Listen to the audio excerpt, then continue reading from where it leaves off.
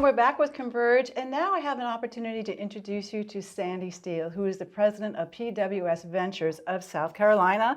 First of all, it's nice to see you again. It's nice to see you as well, Kathryn. Do you remember the last time we saw each other? I do, and I remember the conditions we were in as well, not nearly as controlled as what we're in today. About 4 years ago, we did a segment, and it was a groundbreaking for a building in Beaufort. We stood in some dirt, and there's some shovels and hard hats.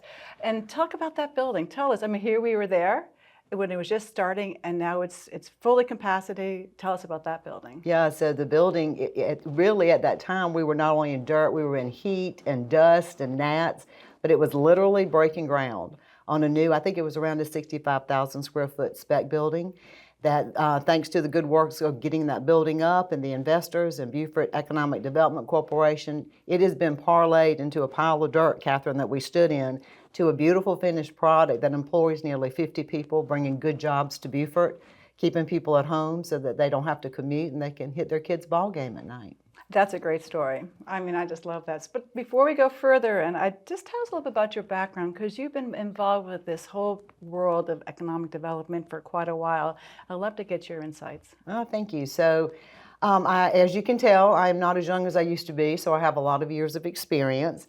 But I've had experience in community development, workforce development as a private business owner, and then economic development, recruiting at the county and the regional level.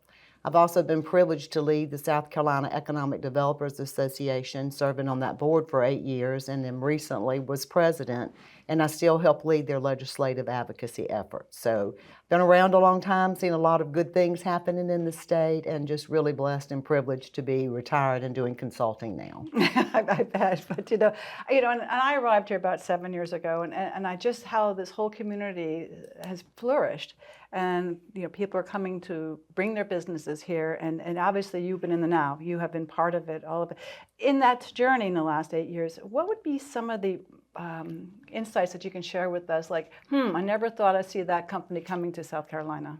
Yeah, so there are a lot of companies that I never thought I would see come to South Carolina, and a lot of new industries that have evolved, especially with the electric vehicle industry that's just kind of come up. Now we're looking with data centers. So I guess my biggest takeaway is never say never. Just about the time you think you've seen it all, you have not, because businesses and America is entrepreneurial. So we're always looking at new industries. New private investors are coming up with new ways to generate income and make investments.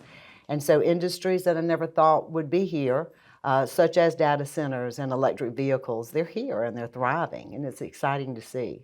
It is exciting. I know that's the broad stroke, but I wanted to ask you, for our viewers, so from your perspective, how would you say the Economic Development Corp plays in the community? What is their role?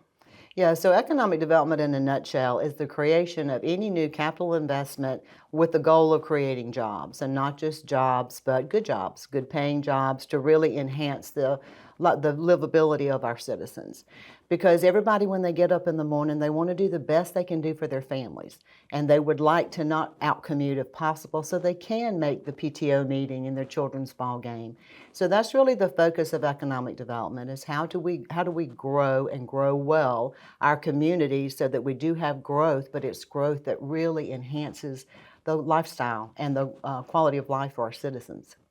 Yeah, I mean, I think that's wonderful, and it's nice to know that we're very proactive about it. And we talked a little bit about the surprising industries that have come here, but tell us a little bit about tell us about the ones that are here and they're making a big impact for us. They're able to, they're employing 20 to 100 people. Who are those? Yeah, well, I think one of the most exciting, there are many exciting industries in Beaufort County and in all the region. But you look at companies like Geismar here in Beaufort that is quietly just building and expanding, and they build equipment that services railroads. In the neighboring Bamberg County, there is a company that builds nozzles that go on the space shuttle. Then there are companies that are doing food processing, such as Gale Food in Colleton. So all around are really exciting opportunities for our citizens, but they're really enhancing and hitting all the different industries. South Carolina Manufacturing Association every year does a contest called The Coolest Thing Made in South Carolina. And it's really interesting to see from around the state, you know, we hear about BMW and Boeing and the big sexy ones, but all these little industries that, again, are making nozzles for the space shuttles. That's on Hilton Head Island, I think. Is that the right one? That one's in Bamberg, but yeah, Bamberg, Hilton okay. Head does have the technical company that's doing incredible things. Something for the arm or something like Yes. that. And it's amazing how we have this here, and we have this island and this oasis. What do you think? One of the misconceptions that people think about the EDC, So I think after doing this for a lot of years, the greatest misconception is that this is easy. I'll give you an analogy I like to use. So when you walk into a farmer's market on Saturday morning and you see the growers there and they're selling their beautiful tomatoes and their cantaloupes, and they've had a shower and they look really nice and their produce is all shined up and it's just such a great day, and it's easy to walk through there and think, I could do that. What a great job. How easy is that? But what people don't think about with that analogy and also with economic development is before they were there cleaned and shined up with their finished product, someone found a piece of land. They had to clear the trees, they had to dig up the weeds, they had to till it, the soil had to be readied, and then it also had to be planted. Then there was the maintenance of the weeding. That farmer had to go out and talk to his other farmers to see what they were growing, because you don't want to oversupply the market. They had to do research on what was selling, what was really in demand. And then throughout, there's the weeding and dealing with the catastrophes before you ever get to selling your wares. And economic development is that way. It looks like it's just taking people to lunch, but there is so much that goes into it, and it's hard, exhausting work. But if that's not done, there is no end product.